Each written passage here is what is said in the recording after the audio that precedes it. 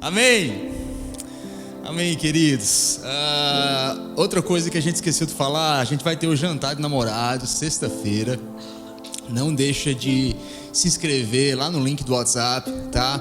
Creio que vai ser uma bênção, vai ser um momento especial. Vai ser lá no Glory of Zion, sexta-feira à noite. Traz a tua esposa, a tua eterna namorada, traz o teu marido. E os jovens também, não sei se está noivo, alguma coisa assim.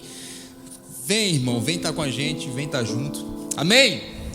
Obrigado às pessoas que gravaram o vídeo, obrigado às pessoas que fizeram o vídeo por todo carinho. Semana passada não deu para passar por motivos de força maior, mas essa semana deu para passar. Amém? Fica de pé no teu lugar, por favor.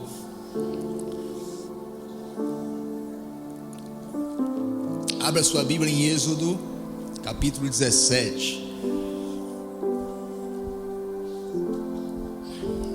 Êxodo, capítulo 17, a partir do versículo 8.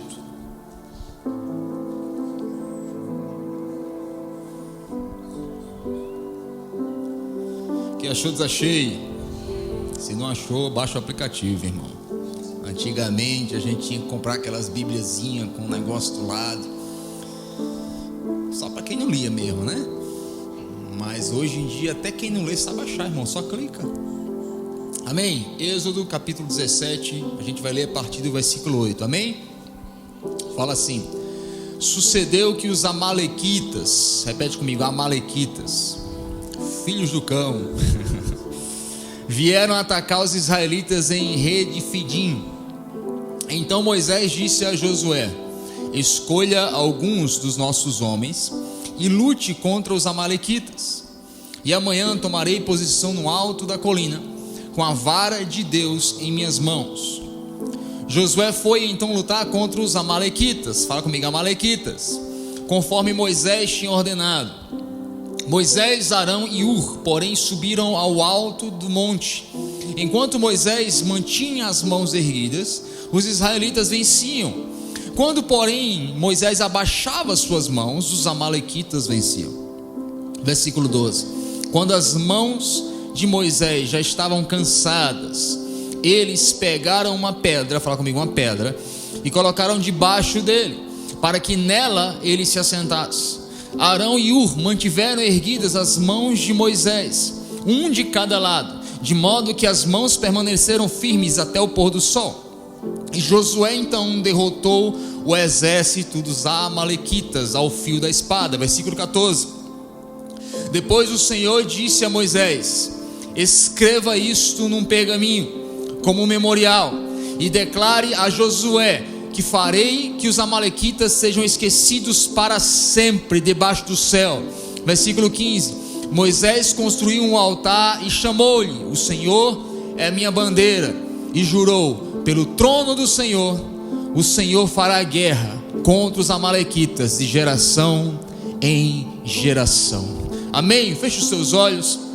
Se assim você entender, se tira essa direção, desde já abençoa o teu coração, abençoa a minha vida, abençoa essa noite. Pai, no nome de Jesus, obrigado por esse momento, obrigado por essa noite especial, obrigado por 4 anos que nós podemos te servir, te honrar, te adorar. Obrigado pela oportunidade de ouvirmos a tua palavra, pela liberdade de podermos publicamente te adorar. Pai, no nome de Jesus, eu te peço que o teu Espírito Santo continue fluindo em nosso meio, como uma brisa, como um vento, como um fogo, como algo que nos restaura, que nos renova, que nos traz a vida novamente. Pai, no nome de Jesus, eu oro cada crente aqui neste lugar, cada ser humano, cada filho teu aqui neste lugar, desde já possa ser tocado, começar a ser tocado pelo teu Espírito, nas nossas entranhas, no nosso coração, na nossa alma, no nosso âmago. Pai, no nome de Jesus, eu oro que todo pensamento seja levado cativo à obediência de Cristo Jesus. Pai, no nome de Jesus, eu te peço que aonde houver uma alma cansada, que desde já comece a renovar, receber do teu Espírito Santo. Aonde houver uma alma amargurada, triste, decepcionada, abatida, abalada, que desde agora e para sempre o Senhor comece a renovar, constituir, elaborar e fazer-nos crescermos como um, para a honra e glória do teu nome. No nome de Jesus, fala conosco nessa noite. Leva-nos a ocupar territórios antes não ocupados essa noite. Derrama sobre nós autoridade, humildade, capacidade, e tudo isso no teu Espírito, no nome de Jesus. Amém. Amém. Pode se sentar.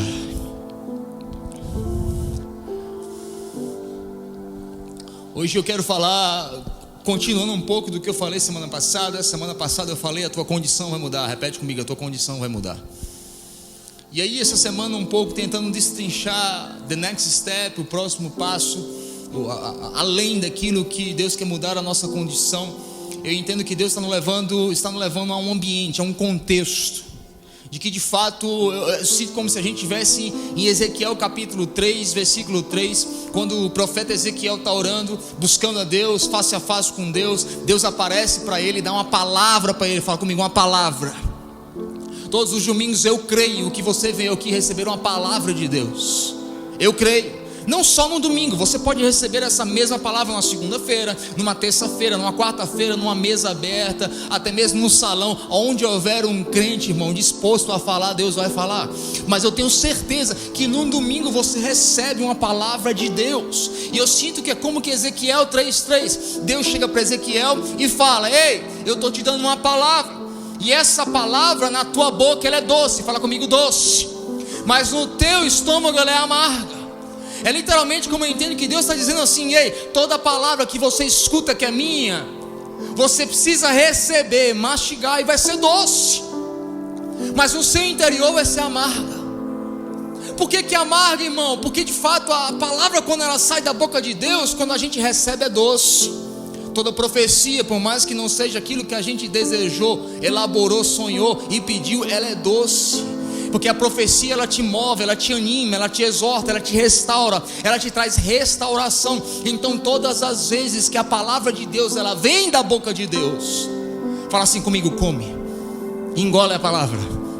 Não é só ouvir a palavra, é o que Deus estava dizendo para Ezequiel: a palavra não pode ser algo somente que você escuta, tem que ser algo que você digere e começa a fazer parte do seu ser, da sua natureza. Fala assim comigo: come a palavra, digere a palavra. E entendendo isso, irmão, eu creio que nesse processo de caminhada, de ouvir, comer e digerir a palavra, nós temos um inimigo.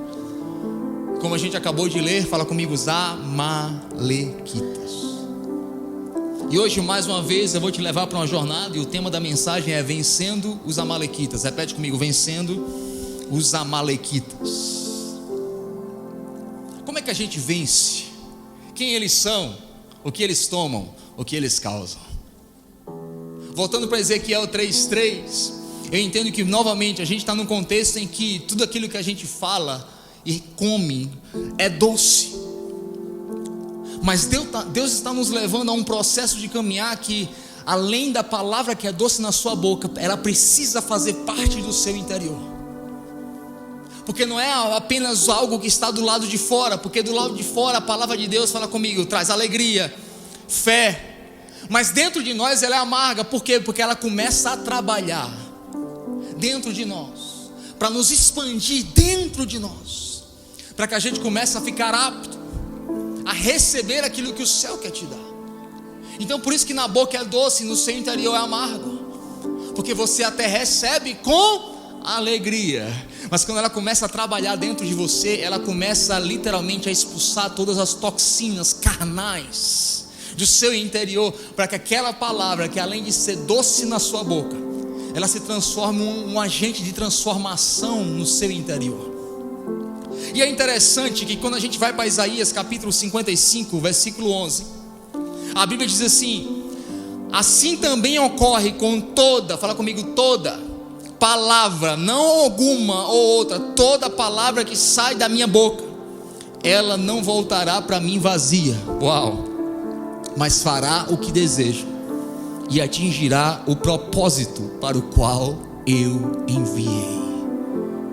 Deus literalmente está dizendo que se é algo que sai da boca dele, é doce na tua boca, mas é amargo no teu interior. Por quê? Porque a palavra de Deus, quando sai, é doce, mas ela não vai voltar para Deus antes de cumprir dentro de você o objetivo, a intenção e o propósito pelo qual Deus liberou essa palavra para você.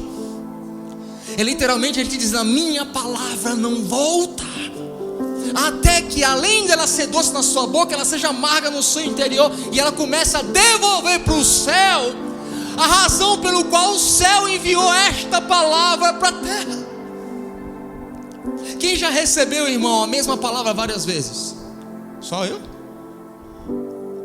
Das duas, uma, teimosia ou ela ainda não se tornou amarga?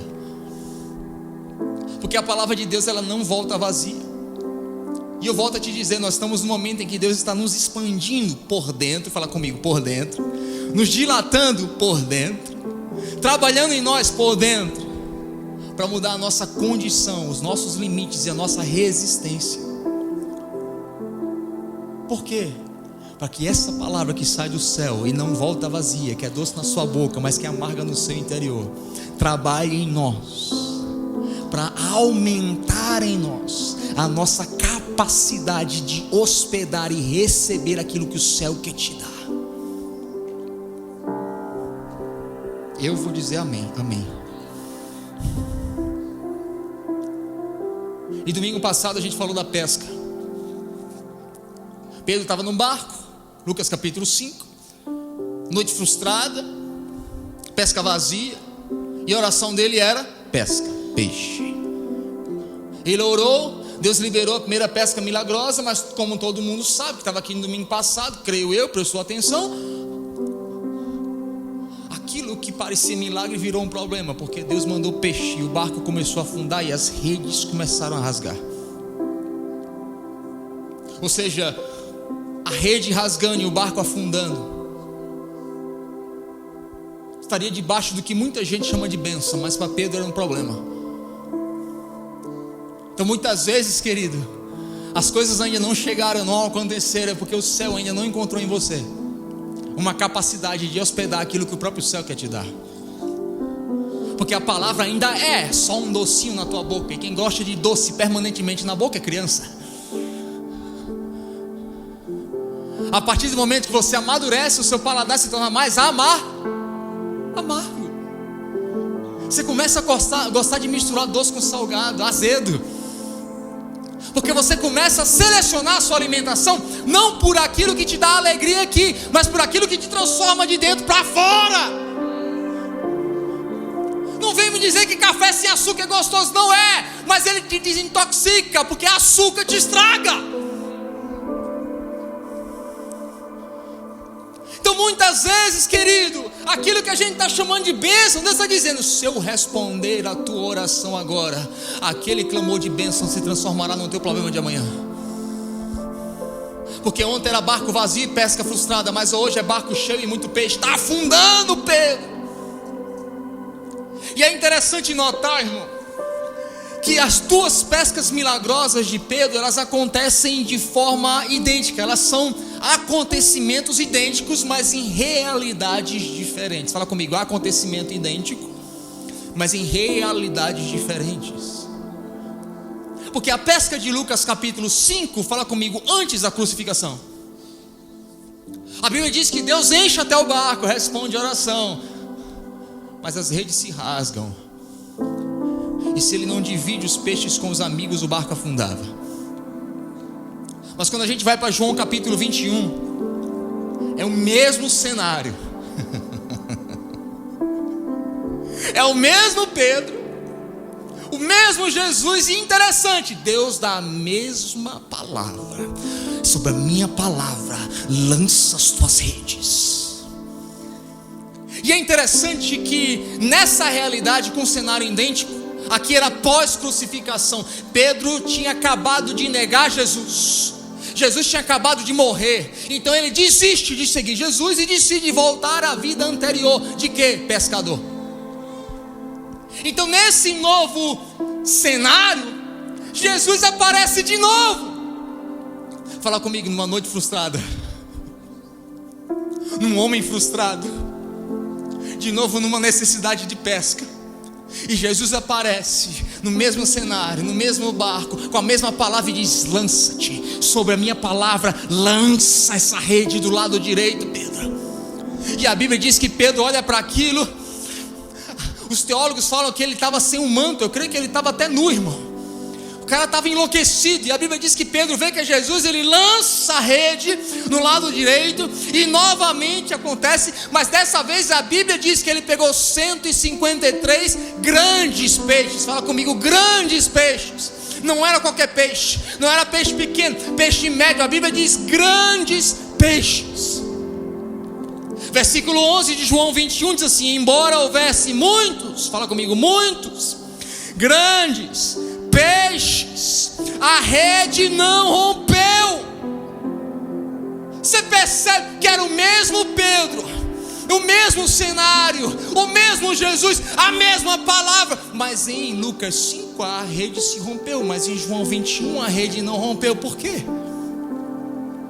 Sabe por quê, Johannes? Porque Lucas 5 era o ambiente do lado esquerdo da cruz, do lado anterior à cruz. Em João 21 era uma realidade pós-crucificação de Cristo.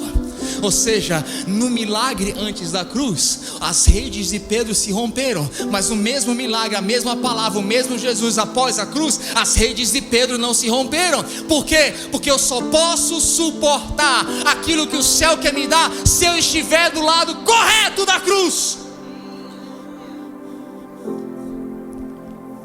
Então quando eu te falo, pega a sua cruz e siga-me, não é uma frase de efeito. É Deus do céu te liberando uma palavra que é doce na sua boca, mas você digere, vai se tornar amargo, mas vai matar todas as toxinas carnais, para que você passe a suportar a pesca milagrosa que o céu já liberou sobre ti.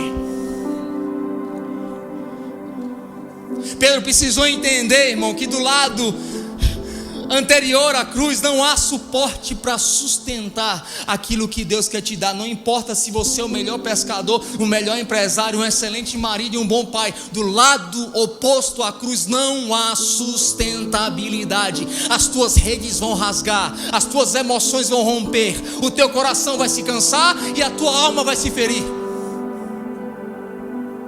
Quem está entendendo diz amém. Estou entendendo. Pastor, o que é que isso tem a ver com a mensagem? Tudo.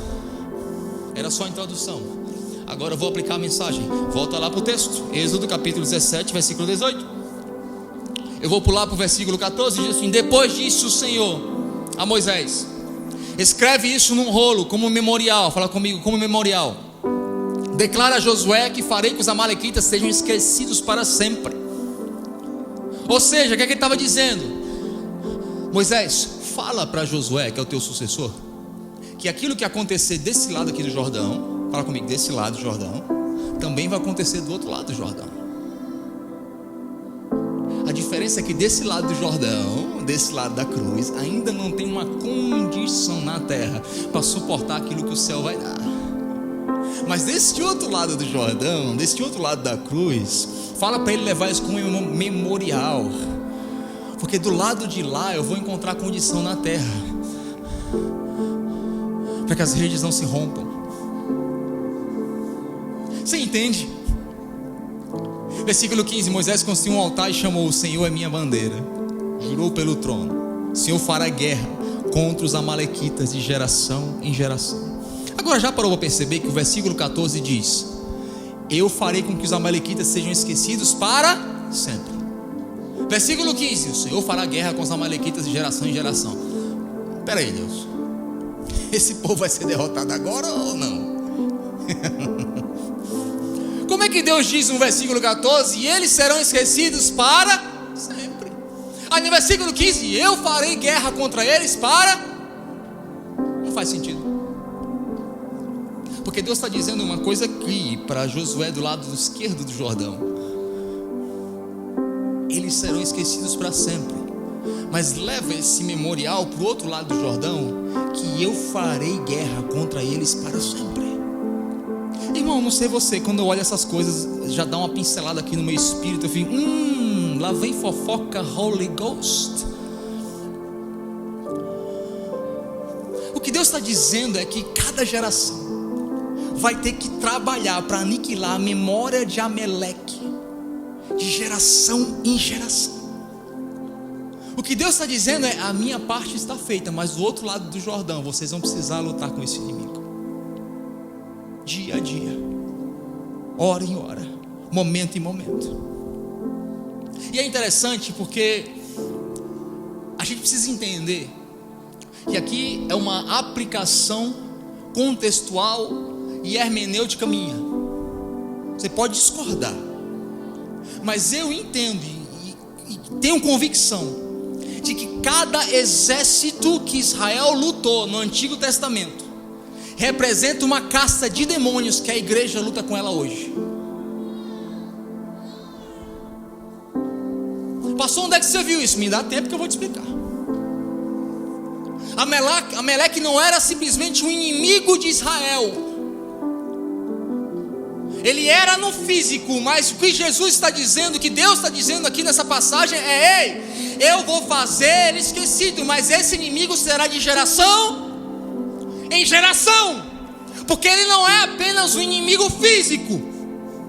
Ele é um exército físico hoje, mas amanhã ele é um inimigo espiritual para a minha igreja.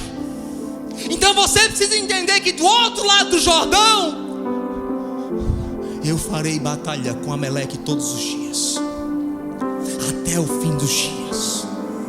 E é interessante, quando a gente vai para Efésios capítulo 6, versículo 11, todo mundo sabe essa passagem: pois a nossa luta, fala comigo, a nossa luta não é contra a carne, nem contra o sangue, mas com seres espirituais, principados e potestades nas regiões celestiais. Amaleque ontem era um inimigo físico e real, mas hoje ele é um inimigo espiritual da igreja. E tudo que o diabo quer é que você pegue uma situação aqui fora e transforme ela num inimigo de carne e sangue, quando Jesus está dizendo que o teu inimigo não tem carne e não tem sangue, mas atua nas regiões celestiais, nos ambientes espirituais. Porque aqueles exércitos que Israel batalharam no passado são inimigos da igreja de hoje. Mas quem eram os amalequitas?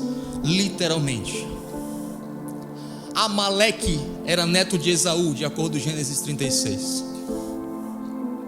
Ou seja, havia um parentesco.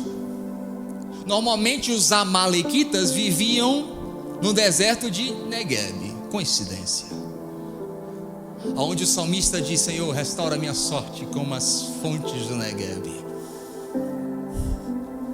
Mas eles também eram nômades. Fala comigo, nômades. Eu não sei se você sabe, tem a teologia cristã, teologia reformada, teologia pentecostal, teologia carismática, mas também tem a teologia judaica.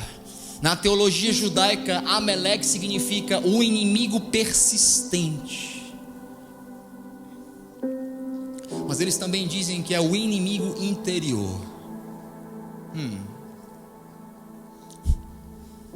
Na literatura judaica, não teologia, mas literatura, que é como eles interpretam os nomes e significados, Amaleque era o inimigo hereditário. É literalmente o que Deus estava falando ali: a gente vai fazer guerra com Amaleque para sempre. Nós não vamos sentar na mesma mesa, nós vamos ser inimigos para sempre. Agora, quando a gente vai para Deuteronômio, na Bíblia, a Bíblia diz que os inimigos mais fortes, poderosos em tamanho, eram os filisteus, mas em terror eram os amalequitas. O filisteu tinha tamanho, mas os amalequitas causavam terror. Quando a gente vê em Deuteronômio capítulo 25, versículo 17 e 18, diz que eles se escondiam em cavernas. Fala comigo, eles se escondem em cavernas e atacavam apenas os cansados, fracos, feridos e que se distanciavam da multidão. Israel estava em jornada, em peregrinação, e quem eram os amalequitas? Diferente dos midianitas, que faziam com que Israel se escondesse nas cavernas, Os amalequitas é que tiravam Israel da caverna. É um outro tipo de inimigo, percebe? Mas eles costumavam atacar na peregrinação de Israel. Eles observavam quem estava cansado, ferido e distante, e atacavam eles, roubavam eles. Ou seja, os amalequitas, eles são predadores. Predadores. Por isso que debaixo e dentro dessa representatividade de guerra, você precisa entender que, eu não sei quantos já prestaram atenção nisso, Israel lutou com diversos inimigos, diversos reis, diversos exércitos em situações adversas, mas pela primeira vez a gente vê Moisés dizendo: com este inimigo, Josué, somente a espada não basta, somente o arco não basta, somente os carros de Israel não bastam. Josué, eu preciso subir para o monte e interceder. É a primeira vez, é a primeira guerra que Moisés diz: eu preciso entrar nessa guerra, porque ela não é apenas física, mas ela é uma batalha espiritual. Não há outra menção na Bíblia em que Moisés sobe para o monte e diz assim: eu preciso orar, eu preciso interceder. Então fala-se comigo: embaixo era Josué com a espada, em cima era Moisés com a intercessão. Mas sabe o que é interessante? A batalha foi tão intensa que Moisés pede para sentar. Fala comigo: numa rocha.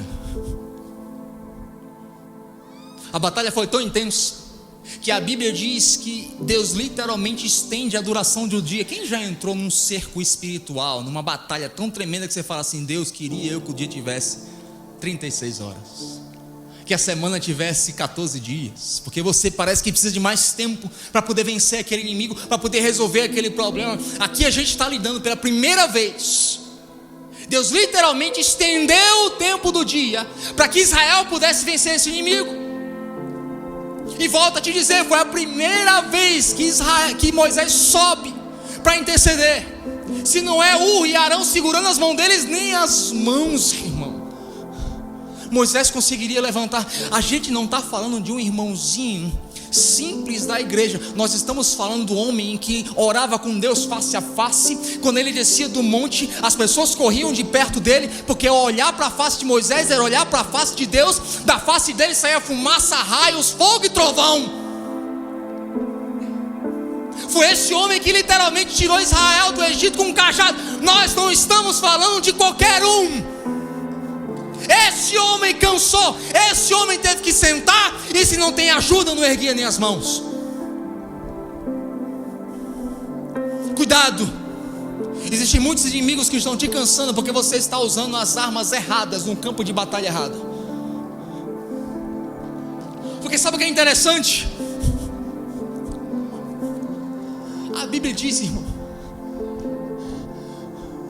que Josué lutou o dia inteiro com a espada e não cansou.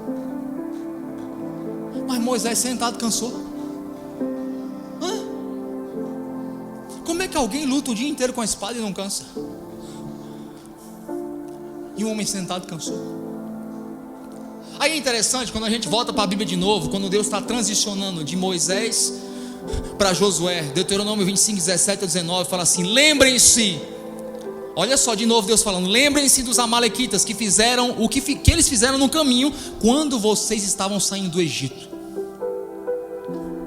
Quando vocês estavam cansados, fala comigo, cansados e exaustos, eles se encontraram com vocês no caminho e eliminaram todos que ficaram para trás. Não tiveram temor de Deus, versículo 19, quando o Senhor, o seu Deus, der a vocês o descanso de todos os seus inimigos ao seu redor, na terra que Ele lhes dará, dela tomarem posse com herança, vocês farão com que os amalequitas sejam esquecidos debaixo do céu. Aí Deus repete: não esqueça. Fala para você: não esqueça. Não esqueça de apagar a memória dos amalequitas. Quando a gente vai lá para 1 Samuel capítulo 15, o rei Saul, primeiro rei de Israel, parece que de novo essa fixação celeste por Amaleque continua. Olha só o que acontece aqui com Saul. Samuel disse a Saul, 1 Samuel 15, 1-4: eu sou aquele a quem o Senhor enviou para ungí-lo como rei de Israel, o povo dele. Por isso escute agora a minha mensagem. Assim diz o Senhor dos Exércitos: castigarei os amalequitas pelo que fizeram a Israel, atacando quando saíam do Egito. Versículo 3: agora vão, ataquem os amalequitas, consagrem ao Senhor para a destruição de tudo que lhes pertence.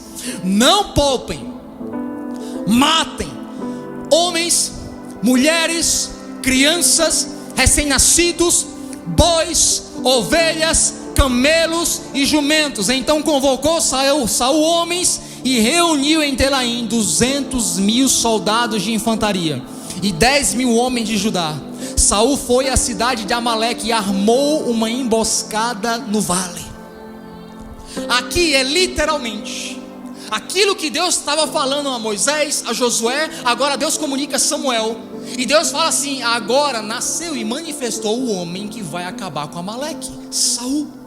O homem que eu chamei para destruir os amalequitas, para acabar com tudo, é Saul. Fala para ele, Samuel, que ele é o cara que vai acabar com os amalequitas. Mas o que é que acontece? Vamos ler 1 Samuel 15, 9-22. Hoje a gente vai ler bastante a Bíblia.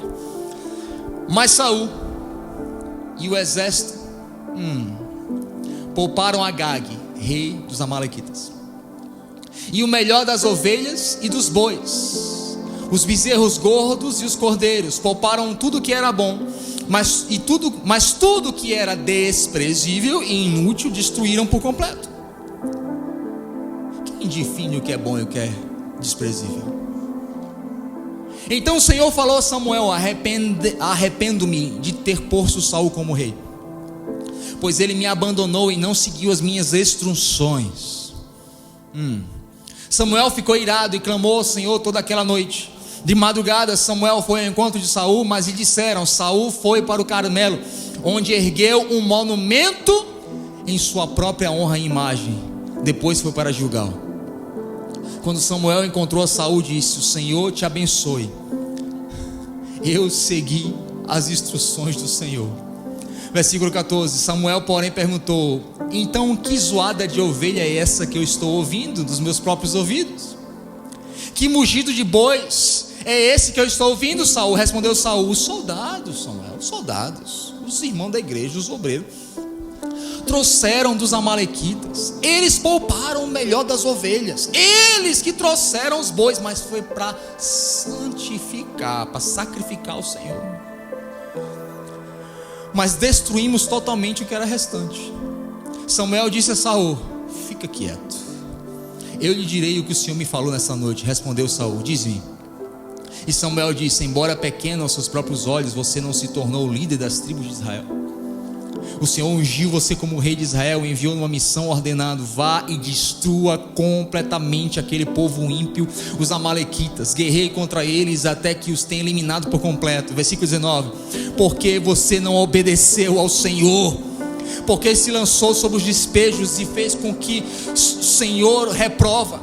Disse Saul: mas eu obedeci o Senhor, cumpri a sua missão que o Senhor me designou. Eu trouxe Agag, o rei dos amalequitas, mas não exterminei os amalequitas. Os soldados tomaram as ovelhas e os bois e os despojos, o melhor do que estava consagrado a Deus para a destruição, a fim de que os sacrificassem ao Senhor, Samuel, em Gilgal. Samuel, porém, respondeu: acaso tem o Senhor prazer em holocaustos e em sacrifícios, quanto em que se obedeça a sua palavra? E agora esse versículo que todo mundo conhece: obedecer é melhor do que sacrificar, a submissão é melhor do que a gordura de carneiros. Você consegue me entender aonde Amaleque ele entra e ele usa? Deus literalmente está dizendo do céu: eu quero te expandir, eu quero te crescer, eu quero te abençoar. E isso vem através de uma maturidade espiritual. E a gente vai caminhando e vai prosseguindo, e a gente vai se deparando com novas medidas e parece que bate no teto. Aí Deus começa a te colocar em guerras que você não estava acostumado a guerrear. Tem alguém assim? Você está entrando em territórios que parece que você não está acostumado. Mas entenda uma coisa, querido: fazer a obra de Deus não é pesado. Preparar o barco para não afundar e a rede para não romper é que é pesado. Fazer, produzir, irmão, isso aí não tem peso, é a parte mais fácil. Agora, preparar o meu interior para quando Deus fizer o barco não afundar, preparar o meu coração para quando Deus liberar as minhas redes não romperem, isso é que é pesado. Isso é o peso, isso é que nos faz cansar. E é interessante, irmão, que de novo eu te falo, Josué lutou o dia inteiro na espada, mas não cansou. Moisés sentado cansou e ficou exausto. Por quê?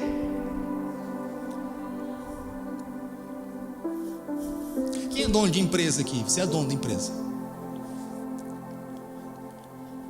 Eu também já fui, peão. Hoje eu sou dono de empresa, mas eu já fui peão também. Fui pro landscape, cortava grama, carregava pedra, fiz de tudo um pouco. Quem chega em casa quebrado, irmão? Eu chegava em casa quebrado. Mas você toma um banho, descansa, come, você está novo. Aí quando chega alguém e fala assim para mim: pastor, estou doido para ter meu próprio negócio. Eu fiz: será que ele sabe o que ele está pedindo? Será que ele entende o que ele está pedindo? Hein, Adriano? A gente está lá no Brasil, não tem férias porque o telefone não para. Aí tu tá literalmente na praia, irmão. Era eu no Brasil, na praia, com água de coco e assim, ó. Esse olho piscava pro lado direito, esse aqui piscava pro lado esquerdo. Dono de empresa. Irmão, você chega, vai pra casa, dorme, no outro dia tá lá o teu salário. A gente não, irmão. Quando dá errado 3 vezes pra nós. Por quê? Porque é um outro nível de batalha. Josué estava em um nível de batalha, Moisés estava em outro nível de batalha. Quem estava do lado de fora, na carne, no exterior, estava falando: Moisés está só sentado. Como eu queria ser um líder, um pastor, alguém à frente de tudo. Difícil mesmo é pegar a corda, é limpar a igreja. Não, querido, quando você vai para casa e toma um banho, você descansa. Passar o dia inteiro com a espada é nobre, mas se você se exercitar um pouco, você aguenta. Difícil é entrar nas regiões espirituais, onde há principados e potestades, que não lutam nem com carne nem com sangue, em que até um homem que vive face a face com Deus não conseguia levantar a mão. Por quê, querido? Porque produzir não cansa, fazer não cansa, mas os preparos espirituais dentro de mim, para que eu coloque tudo que eu produzo e faço debaixo do governo do Espírito Santo, isso sim me cansa, isso sim me deixa exausto. E por quê? Porque se eu não fizer isso, eu vou acabar que nem Saul, vou fazer e vou produzir, vou acabar criando um monumento para mim. Fazer não cansa, repete comigo: fazer não cansa. Preparar o meu espírito para colocar tudo que eu faço, tudo que eu produzo debaixo do governo do Espírito, é aí que a palavra se torna amarga. É aí que Amaleque ataca, porque Amaleque não pega ninguém que não está no caminho. Fala comigo, é sempre no caminho. É alguém que ouviu e: sim, Senhor, eu vou sair do Egito, eu estou caminhando, eu recebi a tua palavra com alegria, a profecia, eu li a tua escritura, ela agora está descendo. Aí você começa a cansar, se sobrecarregar, porque o difícil não é produzir, não é difícil pregar, não é difícil trabalhar, irmão. Difícil é carregar um peso que sem Deus, que sem eu estar do lado correto da cruz, as minhas redes vão se romper. Já dizia o Senhor para Zorobabel em Zacarias 3: não é por força nem por violência, mas pelo meu Espírito, diz o Senhor. Você me entende? Por que a guerra contra Amaleque ela te cansa, irmão? Porque é uma batalha para manter o seu estado interior. Você concorda que eles estavam andando? E vou seguindo a Cristo. e o meu exército soberano. Fazer você anda. Mas Amaleque começava a prestar atenção quem estava diminuindo, quem estava cansado, exausto. A batalha não é para roubar o que você tem fora, querido, presta atenção. A batalha é para roubar aquilo que você precisa manter dentro. Por isso que é pesada. Por isso que Moisés precisou lá, erga minha mão, erga minha mão. Aí Samuel tem que chegar para Saul e fala: Saul, lembra, Saul, você era pequeno aos teus olhos, Saul, mas Deus te escolheu, Saul. Porque Amaleque, ele ataca quando a gente está no estado de inadequação. É quando eu começo a olhar para mim e dizer: eu não estou vendo resultado, eu pesquei a noite inteira, não estou vendo nada, todo mundo dá certo, eu dou errado. Aí Amaleque começa a atacar, por quê? Porque tudo que você tem é dor de parto, mas não tem um bebê que nasce. Você sente fadiga, mas não produz nada. Você entra em guerra, e deixa eu te dizer, isto é Amaleque. Quem já se sentiu assim?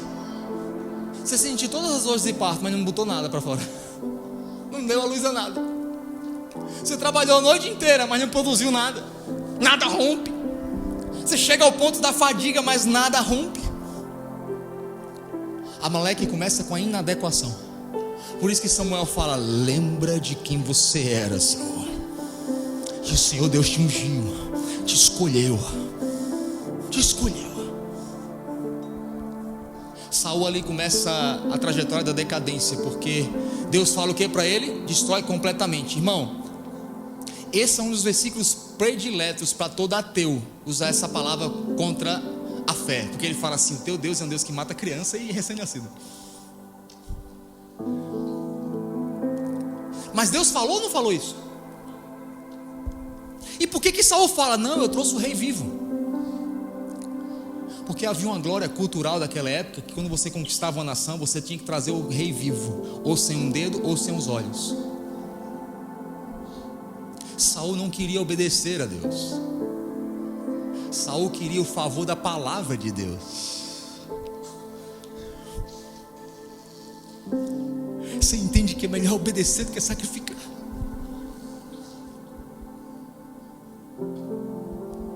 Aí ele fala de novo, outra coisa, ele fala: não, eu destruí tudo que era imundo. Quem tem o catálogo do que é imundo e do que não é imundo, irmão? Amaleque, ele sempre vai misturar isso na tua cabeça. Ele vai te dar na tua mão um catálogo: isso é imundo, isso não é imundo. Não, Deus já falou: tudo isto aqui é imundo. Mata todo mundo, destrói todo mundo, seja criança, recém-nascido. Ei, Saul, o catálogo do que é impuro não está na tua mão. Ele fala: não, Samuel, o que era imundo eu destruí.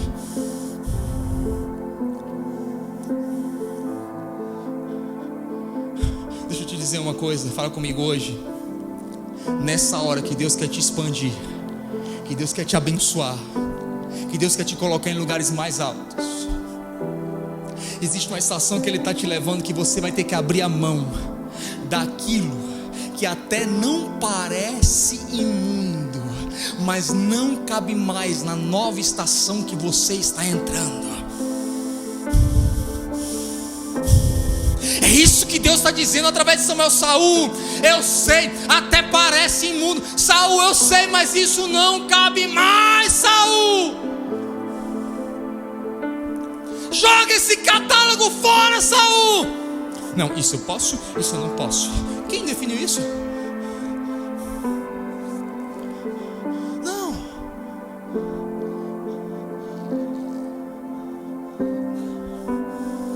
Fala assim comigo: obedecer é melhor do que sacrificar. Existem coisas, queridos, que não parecem imundas e até se encaixam naquilo que a lei chama de puro e impuro. Aparentemente não é impuro, mas espiritualmente, aonde você está entrando, não cabe mais, não tem mais acesso, não entra mais. Deus fez guerra com Amaleque. Aí Saul de novo diz: eu obedeci. Mas na verdade a culpa foi dos soldados, porque Eles fizeram a pressão. Ele fala, os soldados fizeram pressão. Eu vou te contar algo que talvez vai mudar a sua vida. Fala assim comigo, debaixo de pressão. A pressão sempre vai estar aí de mim. Justiça própria. Toda vez que você está debaixo de pressão, irmão, você se vitimiza. Não olha para mim e diz que você não faz. Faz. Oh Deus, você não está vendo? Meu carro. Tu tinha uma moto lá no Brasil. Deus, eu estou morando aqui. Os irmãos estão tudo umas casas. E eu estou aqui nesse apartamento com ar-condicionado central. Tem uma academia, piscina. Mas o Senhor, no Brasil não tinha nem ventilador. Porque toda pressão, fala comigo, Amaleque gera toda uma pressão. Toda pressão, ela gera dentro de nós, ela bota para fora uma justiça própria. E Deus deixa isso acontecer. Porque é isso que Saul está fazendo. Não, Samuel, você não está entendendo. Foi os soldados, eles me pressionaram. Eu precisava, usar isso aqui para sacrificar para Deus. Pastor, então quando é que eu sei que a pressão gerou em mim justiça própria? Quando o que eu devolvo para Deus não é arrependimento, e sim argumento. Obrigado, meu. Todas as vezes que a pressão gera em mim justiça própria, eu não devolvo para Deus um coração arrependido, contrito e quebrantado, que é essa causa que Ele libera do céu a palavra. Eu libero para Ele um argumento. Oh Deus, eu não tinha como, foi muita pressão. Debaixo de toda a pressão você coloca para fora a justiça própria. Mas deixa eu te dizer, justiça própria é o tipo de rede que vai se romper com todo o favor do céu. Porque na cruz não tem justiça própria, não tem amor próprio. Na cruz tem arrependimento. Você está me entendendo? Dentro de você, irmão, de cada um de nós, existe um tribunal interior. Você sabia disso? Toda vez que você entra num ambiente de pressão, você automaticamente liga o Alexandre de Moraes dentro de você. Você é o ditador do seu coração. Sendo que a diferença, irmão, é que nesse tribunal interior dentro de mim, é literalmente que nem o Moraes, você nunca perde. É o Dias Toffoli, ele julga ele mesmo. É isso que a vitimização faz. Você está rindo, mas eu estou falando de você. A vitimização faz isso. Ativa o Dias Toffoli dentro de você. Um tribunal que você é o juiz que julga a sua própria causa. Olha que lindo. E nesse tribunal você nunca perde, porque você é o quê? Vítima. Amaleque ama uma vítima. Oh, ninguém me ama, eu nasci assim. É o espírito da Gabriela, né? Eu nasci assim, vou morrer assim, né? Gabriela, só os vai entender.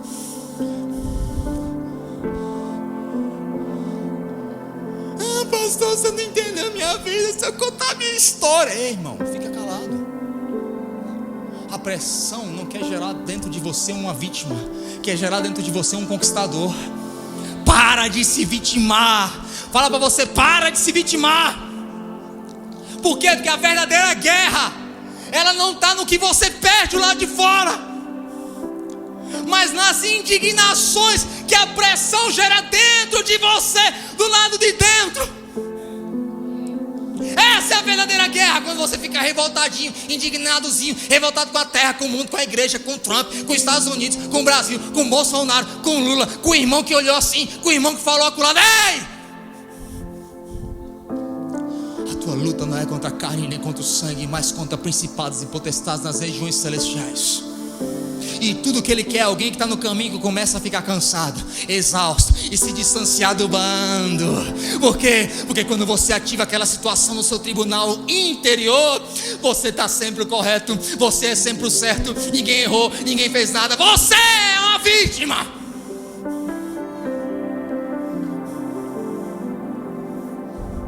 Entendeu? Fala, estou entendendo. Agora fala assim, sai desse lugar, irmão. Aí Saul, quando ele é confrontado, ele diz, mas eu vou consagrar tudo isso aqui a Deus. Boi, ovelha, tudo que eu peguei é para Deus. Amaleque é aquele espíritozinho pentelho falando no teu coração que você pode santificar tudo aquilo que você sabe que é carnal.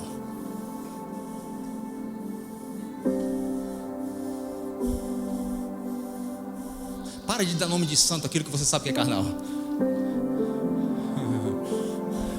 Não, pastor, eu tô numa relação, né, santa. Quando foi que você casou? Eu sei, pastor não fala sobre isso, né, aqui não.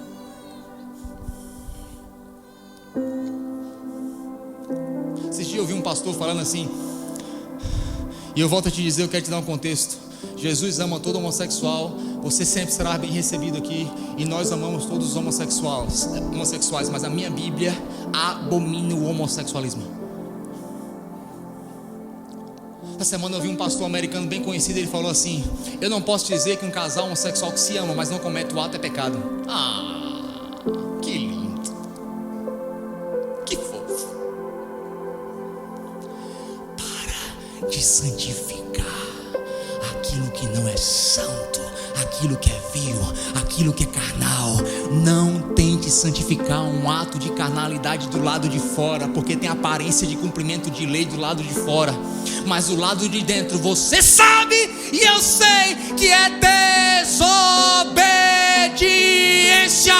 E para Deus não importa se tem aparência de santo, puro e debaixo da lei, mas para Deus ainda é desobediência.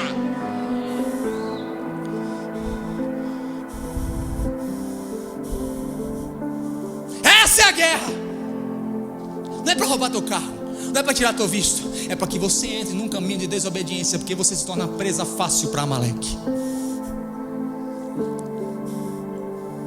Quando a gente vai aconselhar casais, toda vez o marido chega assim: pastor, eu planto, eu trato bem, ou a mulher também, né, fala assim: não, pastor, eu trato aquele infeliz bem, eu oro, faço tudo por ele, faço a jantinha dele, só recebo patada, e naquilo, e não dá, o camarada, é um sacrifício, mas Deus me chamou para carregar essa cruz, né? Sacrifício? Segundo a minha Bíblia, sacrifício não é a dor que eu passo, do quanto que eu esperava receber de volta, do que o outro não está me dando. Sacrifício é quando mesmo eu não estou recebendo nada daquilo que eu estou esperando de volta, eu me submeto à palavra de Deus para a mulher. Mulher, submete ao teu marido, Efésios capítulo 5. Homem, ama a tua esposa assim como Cristo amou. Isso é sacrifício.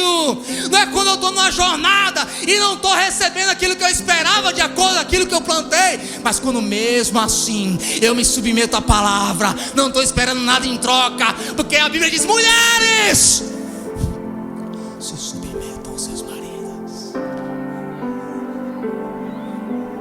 Isso é sacrifício, porque obediência quero e não sacrifício, diz o Senhor dos Exércitos. Porque obedecer, fala comigo, obedecer é melhor do que sacrificar. Fala comigo, Isaac e Ismael. A gente precisa definir isso na nossa jornada: o que é Isaac e o que é Ismael. Um dia uma pessoa chegou para mim e falou assim: pastor, abandonei aquela relação, né? Homem casado, entreguei meu Isaac. Eu fiz: epa, Isaac não, irmão. Ei, espera lá. Até aquele vídeo do Instagram. Isaac não. Isso aí é Ismael. Isaac não. É interessante porque Isaac, Deus fala o que? Me entrega. Mas Ismael, Deus fala o que? Chuta para fora. É até doloroso isso, né? Fala comigo, Isaac, você entrega para Deus. Você entrega no altar. Ismael, você se despede dele. Mas sabe qual é o problema? A gente está entregando no altar, como Saul, aquilo que a gente devia se despedir. E está dizendo: Deus abençoe. E Deus está dizendo: não vou abençoar, porque isso aqui eu mandei você se despedir. Você está entregando no altar. Ou aquilo que a gente devia entregar no altar, a gente está se despedindo. Amaleque ama isso, porque era isso que Saul estava fazendo. Agora quem é Isaac? O que é Isaac? Isaac é aquilo que Deus te deu, e você devolve para Ele, para dizer entre céus e terra que nada fica no lugar entre Deus e aquilo que Deus te deu. Você me entende? Saul tinha vários lugares entre ele e Deus. Ismael, fala comigo, Ismael, você não santifica, você lança fora. Agora, pastor, como é que de forma prática, prática, a gente falou de muita coisa espiritual, mas de forma prática, como que eu derroto Amaleque? Fala comigo. Rocha, corpo e monte. Onde é que Moisés estava? Fala comigo, monte. Onde é que ele sentou? Rocha. E quem estava do lado dele? Os irmãos. Quem lembra que Davi venceu Golias? Menininho, 14 anos, derrubou o gigante. Lindo, né? Agora, quem se lembra que Davi precisou de ajuda para matar um outro gigante que apareceu? Talvez não. Vou ler 2 Samuel capítulo 21, versículo 15 a 17. Tiveram mais os filisteus uma peleja contra Israel, e desceu Davi e com ele os seus servos, e tanto pelejaram contra os filisteus que Davi se cansou. E Isbi-Benob, que era dos filhos dos gigantes, olha só aqui, irmão, quem está cansado? Repete. Davi, quem aparece? Gigante, cujo peso da sua lança tinha 300 ciclos de cobre e que cingia uma espada nova. Ele intentou matar Davi, porém Absai, fala comigo, Absai, filho de Zeruia, o socorreu e matou o filisteu, o gigante. E os homens de Davi juraram dizendo: nunca mais, Davi, você saia para a guerra. Não dá, você está cansadinho, para que não apagues a lâmpada de Israel. É interessante, porque anos atrás um jovem Davi mata um gigante publicamente, mas anos depois, agora esse mesmo jovem que matou o gigante publicamente está velho e cansado, e agora ele precisa de ajuda, porque senão ele não venceria o gigante. Quem já tinha feito conexão com essas duas passagens? Ele mata um gigante, mas agora ele está cansado, e ele precisa de ajuda para matar um gigante. Ou seja, Deus parece que está revisitando a mesma situação. Fala comigo, Davi, gigante, mas dessa vez ele precisou de um amigo para ajudar.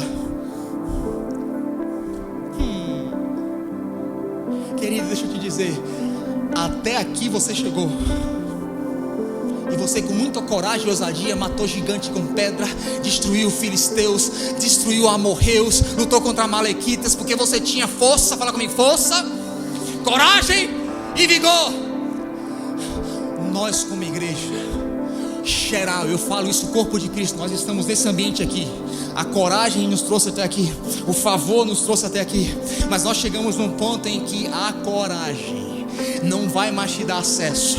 O que vai te dar acesso ao next level, ao next step de Deus, não é coragem, é humildade.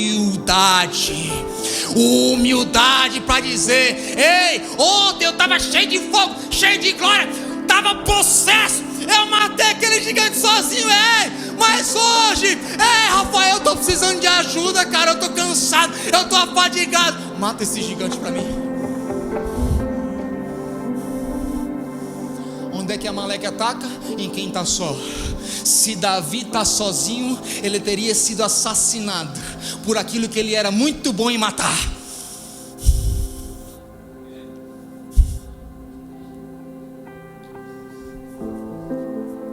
Não importa o como você é bom,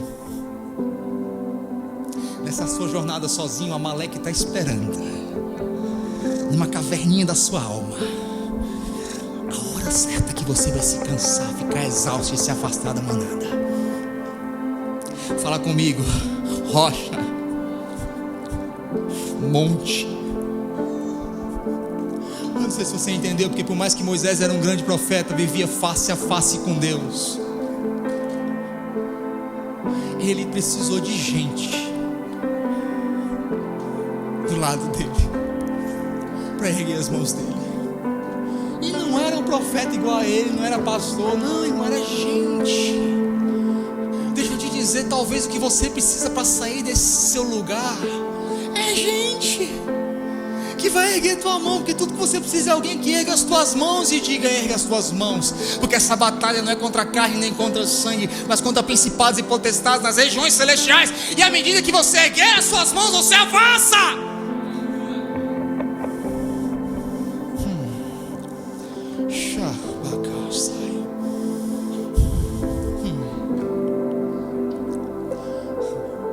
Eu não estou falando, irmão, não venha congregar se você estiver fora desse prédio, dessas 4 paredes no domingo, você vai ficar, não é isso. Mas todo mundo que está debaixo da pressão dos amalequitas foge e se isola. Todo mundo. Essa nova estação, fala comigo, essa nova estação, humildade é a chave. Humildade é a chave. Porque nessa nova estação, fala comigo, sentou sobre a rocha. Quem é a rocha? Cristo é o quê? A palavra. Nessa nova estação, fala comigo, eu descanso sobre a rocha. Eu preciso da rocha. A vitória está na rocha. Mas nessa nova estação, não há vitória fora da rocha. Fala comigo, fora da rocha. E nem fora do corpo. Não adianta eu estar no corpo se eu não estou na rocha. E não adianta eu estar na rocha se eu não estou no corpo. Tem gente que fala assim: não, pastor, eu estou caminhando sozinho. Deus fala comigo, eu e ele, a gente é assim, ó. A gente é assim, ó. Eu faço culto, eu faço, não, eu sou tudo, cara. Tá bom. Amaleque te aguarda, lindão da Galileia. Porque até Moisés cansou. E nessa nova estação eu vou repetir: não existe vitória fora da rocha. Não existe vitória fora do corpo. Porque você vai precisar de gente. Fala comigo, gente como a gente. Agora sabe qual é o problema? É que muitas vezes a gente até fala: eu estou morto, vou buscar conexão. Amém? Mas morto que busca conexão com morto permanece o quê? Apagado que anda com apagado permanece o quê? Ferido que anda com ferido permanece o quê? Quer dizer que então não é qualquer corpo. Ei, se você está morto, anda com quem está vivo e viverás. Se você está apagado, anda com quem está em chama e se incendiarás. Se você está sem esperança, anda com quem está em esperança e você será renovado na tua alegria. Não anda fora da rocha e nem do corpo.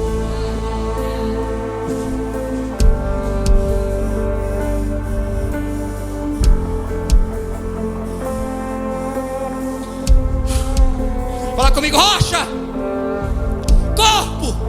Agora qual é o terceiro? Fala comigo, montanha. Esse é um lugar que a gente corre desde Êxodo. Moisés está lá de cima.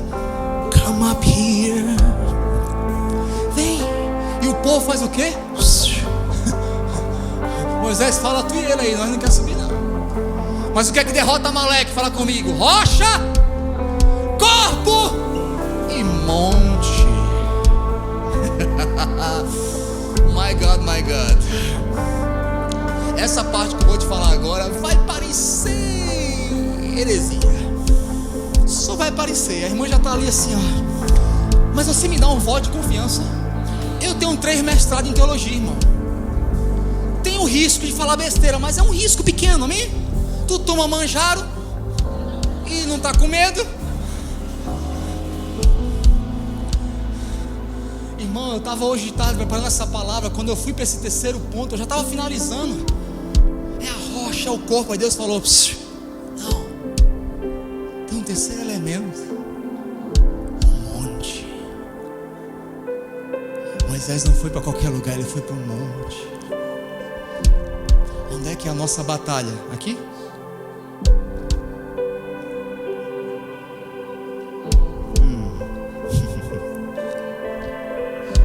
Tá pronto? Mateus capítulo 6, versículo 6. Versículo que todo mundo sabe.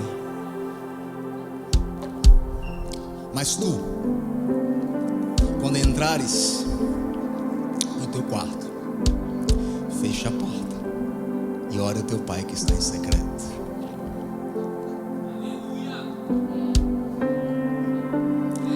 Irmão, eu já tenho mais de 23 anos que eu sou pastor. Eu vim entender esse versículo hoje. Eu te juro, eu pulava que carro feito doido lá em casa. Ainda bem que eu estava sozinho. Eu saí, tava o cachorro assim, ó.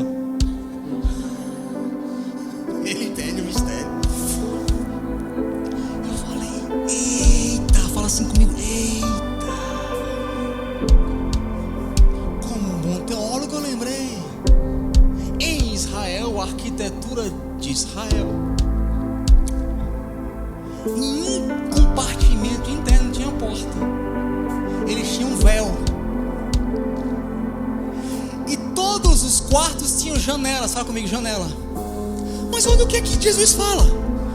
Um judeu falando para um judeu: quando entrares no teu quarto, fecha a porta. No original aqui, quarto é tameion. Fala comigo, tameion.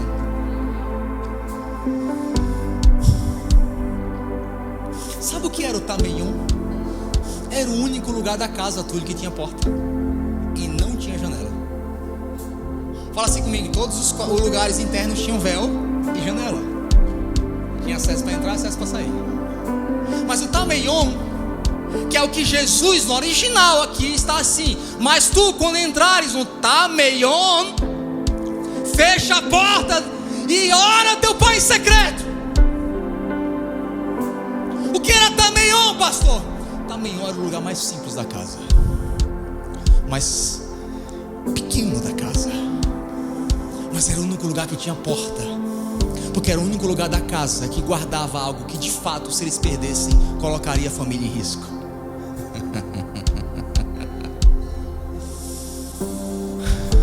O que tinha no tameion, pastor? Fala comigo, sal, pão e trigo.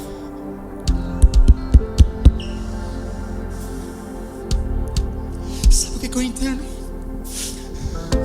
O tameion tinha porta para proteger o pão dos ladrões. Mas pastor, e os outros cômodos? Irmão, não tinha nem porta, porque era o céu dizendo assim: ei, para de prestar atenção naquilo que ele está roubando ao teu redor. Mas existe um lugar que de fato importa. Todos os outros lugares nem tem porta, mas no tameion, aonde tem o pão, que é o lugar de oração, é o lugar que de fato você tem que proteger com toda a sua vida de saque do inimigo. Lembra o que eu te falei, Danilo? Midianita te joga, fala comigo, na caverna. Midianita te joga na caverna. Mas quem são os amalequitas? Sai da caverna. Sai. Ei, o problema não é o que acontece aqui fora. O problema é aquilo que te rouba da caverna, do lugar secreto com Deus. É o que Jesus está falando. Ei, quer me encontrar? Entra no tameion, tranca a porta, o lugar do sal, da santificação, do pão, da palavra, do trigo, da provisão. É aqui que, se de fato a tua família for saqueada, ela corre risco. Não, perdeu um carro, não se preocupa. Perdeu um trabalho, não se preocupa. Tranca a porta do lugar secreto, porque para comigo é rocha, corpo e monte.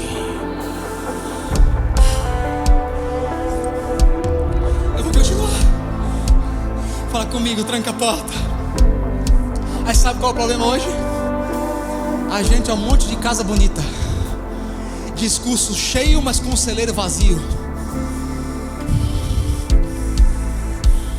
E celeiro vazio não tem saco, porque ele já foi roubado.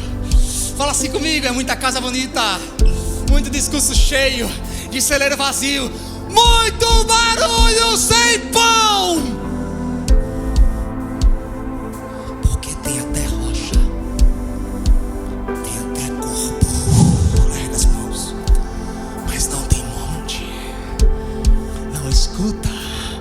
Deus não tá meion. Fala comigo, tá meion.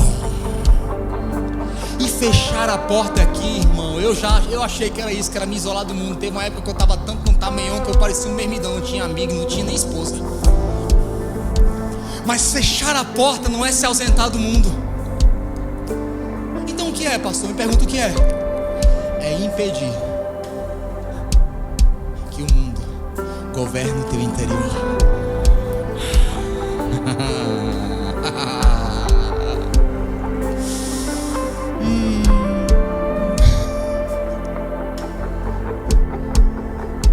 E os móveis, deixa aberto. E o carro, deixa aberto. E o emprego, deixa aberto. Mas o caminhão, aonde está o pão, o trigo, o sal, tranca. Mas não tranca do lado de fora, se tranca sozinho e junto. Por quê? Porque além do pão, do trigo e do sal, você junto deles, para mim, é precioso.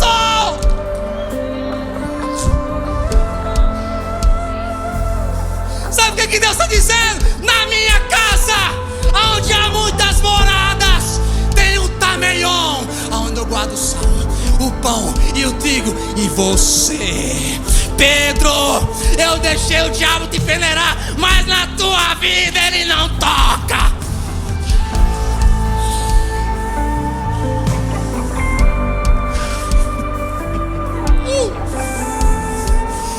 Você está me entendendo? Fala para você fechar a porta.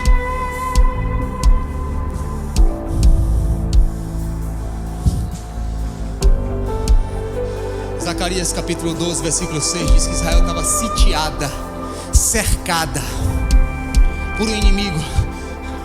Eu fui estudar mais fundo, esse inimigo era figurativo,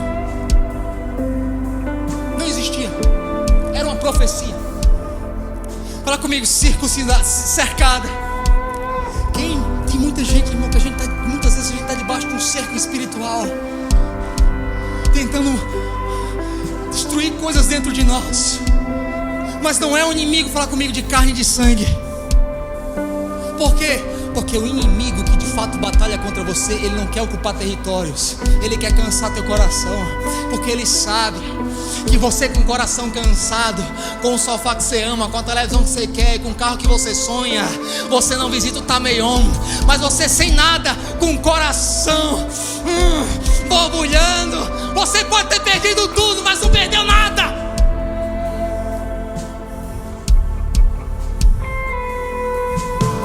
Fala assim comigo, amalequitas são um cerco espiritual. E o que é que eles fazem?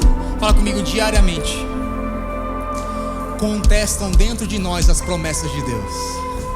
Não fala que você não passa essas batalhas. Será que foi Deus que falou? Será que Deus quer isso pra mim?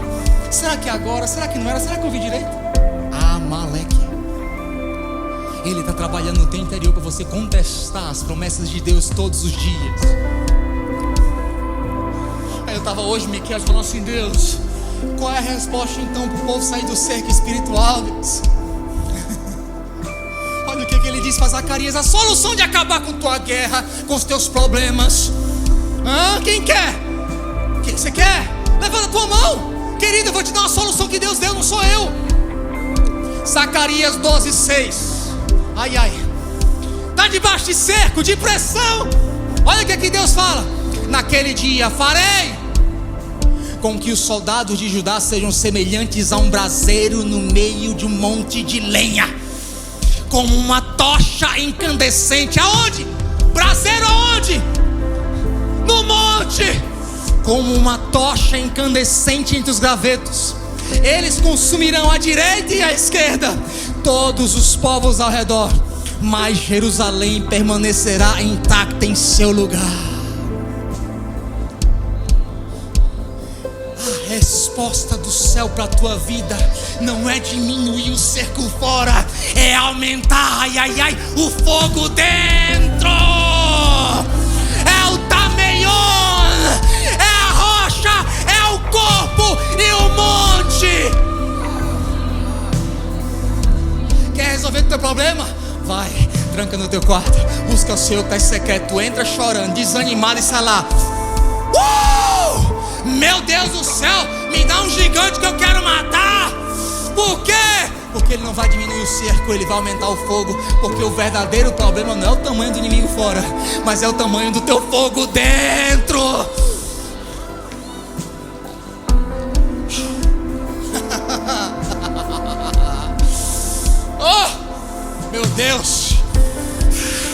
Fala assim comigo: o problema não está fora. Não. Está dentro. Fala comigo: tá, Meion. Agora é heresia. Isso tudo não era heresia, não. Eu amo física quântica, ciência.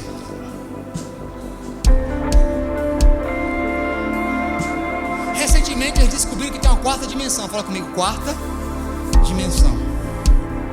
Comprovado. Tem uma quarta dimensão.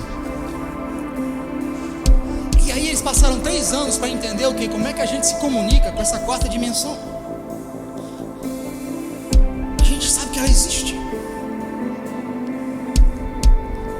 Com 2 anos eles descobriram que nessa quarta dimensão, fala comigo: quarta dimensão, é um lugar que eles chamam de Tardion. Fala comigo: Tardion. Conhecido isso. E nesse Tardion é como que quando uma bala atira, um revólver, eles não sabem dizer se a bala saiu ou entrou, ou ela está entrando e saiu, porque elas acontecem ao mesmo tempo. Aí eu me lembro de uma expressão que todo mundo sabe desde criancinha: abracadabra. Na verdade, abracadabra é uma expressão que todo judeu sabe, que significa em hebraico abrahá kadabrahá, porque Yahvé cria à medida que fala, ou fala à medida que cria. Porque quando Deus fala, eu não sei se Ele está criando, eu sei que quando Ele está criando, Ele está falando. Aí eles descobriram, irmão, que nesse lugar Tardion, eles precisavam enviar o Taqueon, que era a luz.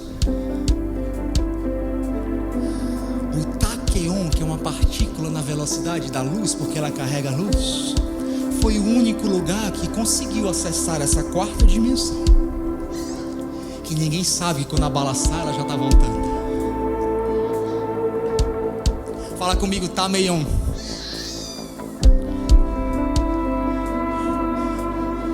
Quem é Jesus? A luz que ilumina toda escuridão. Ei, todas as vezes que eu tranco a porta do meu quarto, eu entro no Tameion. É um lugar que eu não sei se eu estou entre o céu e a terra. Se eu estou na terra ou estou no céu. Paulo fala isso. Eu não sei se eu subi ao 3º céu, 4º céu, se o céu desceu, se eu subi, mas eu tive um encontro com Ele. E neste lugar, interessante que recebe o nome de quarta. Sabe de onde vem o nome quarto? Um quarto de uma casa. Sabe o que eu entendo que Deus está falando para a gente hoje? Entra no Tameion, porque lá você vai acessar coisas que eu não sei se eu crio quando eu falo, se eu falo quando eu crio, mas é um estoque que não se acaba, é uma fonte que não se cessa. Porque Amaleque está aqui tentando roubar, matar e destruir, todo cansado, todo exausto, confrontando as suas promessas todo dia dentro de você. Mas Deus está dizendo: eu tenho batalha contra Amaleque todos os dias da minha vida. Como que eu venço? Rocha, corpo e monte. Fica de pé no seu lugar.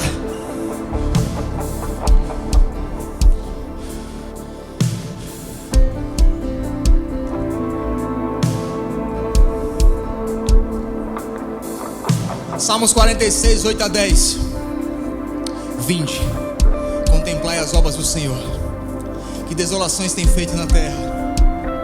Ele faz cessar as guerras até o fim da terra. Quebra o arco e corta a lança, queima os carros de fogo. Versículo 10. Aquietai-vos e sabei que eu sou Deus.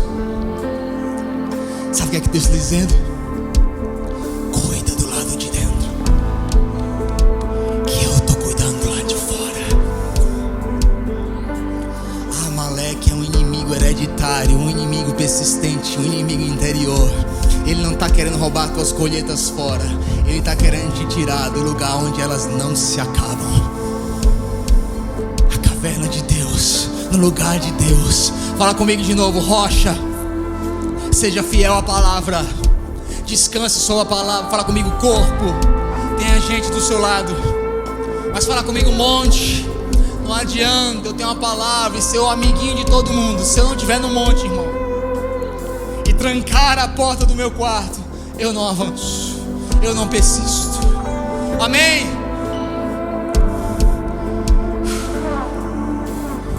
Meu Deus.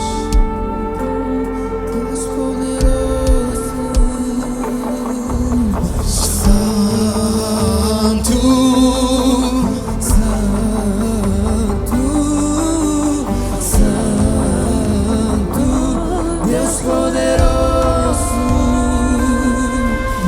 Santo, Santo, Santo, Deus poderoso. E abra o livro, rompa o selo, digno. E abra o livro, rompa o selo, digno. Abra o livro, rompa o selo. Você está em guerra agora. Mantenha os instrumentos. Dá uma ordem ao teu interior. Davi falava com o interior dele. Uma coisa pedi e essa busquei.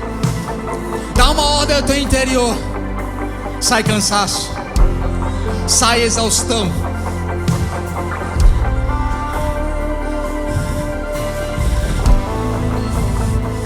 O diabo quer te parar, querido, mas ele começa te desacelerando.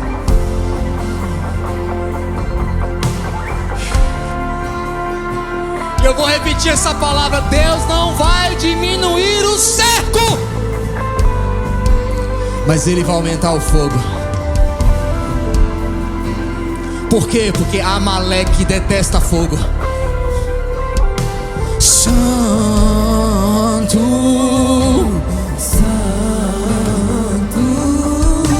Santo, Deus poderoso. Santo, Santo, Santo, Deus poderoso. Pega os elementos da ceia. Hoje a gente vai fazer diferente. Procura uma pessoa. Procura uma pessoa e fala assim para ela sobre a rocha que é Cristo. Somos um corpo. O meu vinho é o teu vinho, a minha poção é a tua poção, o meu Deus é o teu Deus. E juntos vamos entrar no Tameion, na quarta dimensão de Deus.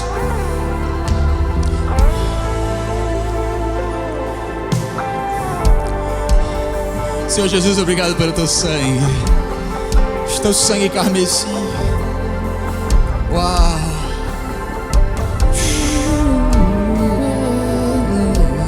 Obrigado pelo teu corpo imolado na cruz por nós.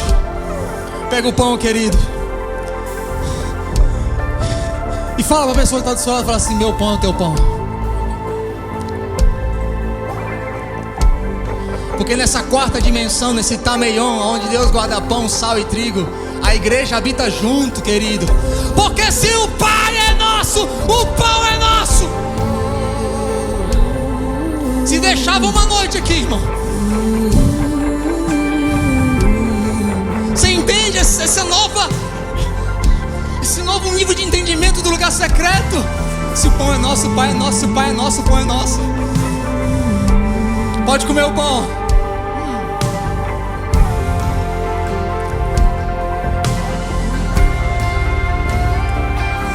Abra o livro, rompa o selo digno.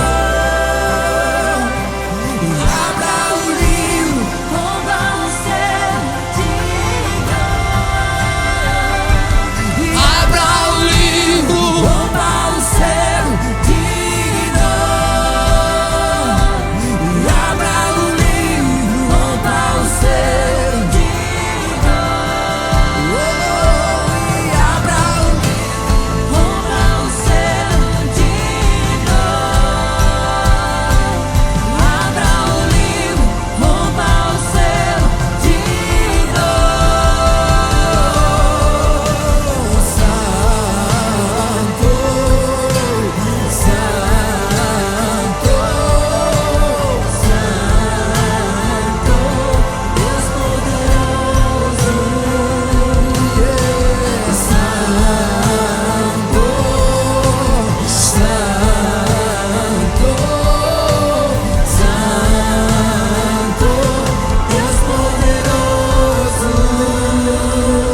assim: obrigado, Jesus, pelo teu sangue que nos lavou de todo pecado.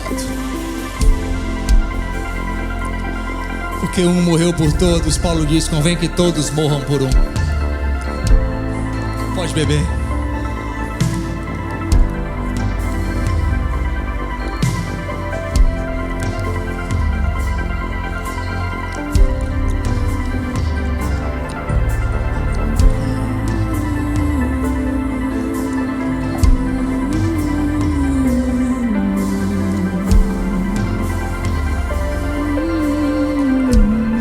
Fala assim comigo: Amaleque,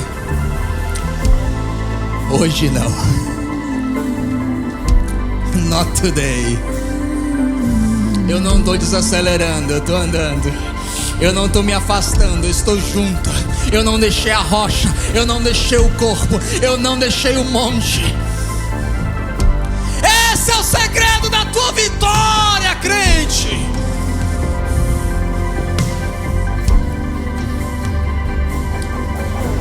Rocha, corpo e monte.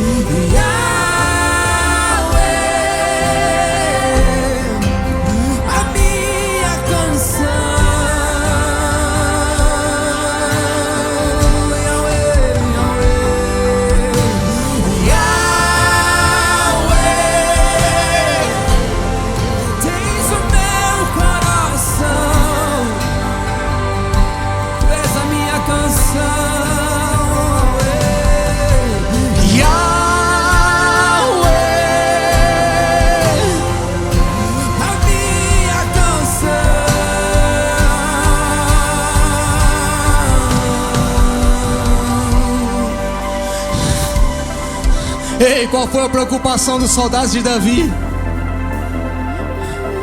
Não foi que ele morresse por morrer, irmão. Eles não falaram assim: Miqueias, nós estamos com medo de perder um rei. Não, ele falou assim: Davi, tu não sai mais para a guerra, porque a gente não quer que a lâmpada se perca.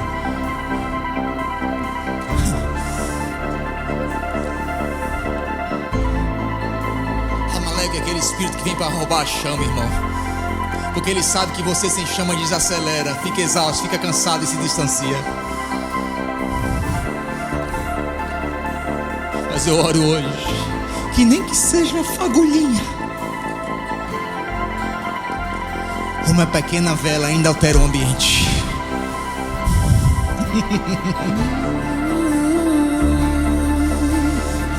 Uma pequena vela ainda muda o ambiente. Estou firmado na rocha e nada me abalará. Estou firmado na rocha e nada me abalará. Estou firmado na rocha. Nada me abalará. Estou firmado na rocha. Nada me abalará. Fala assim comigo para eu te despedir. Fala comigo: rocha, corpo e monte. Nunca se esqueça disso. Deus te abençoe. Deus te abençoe.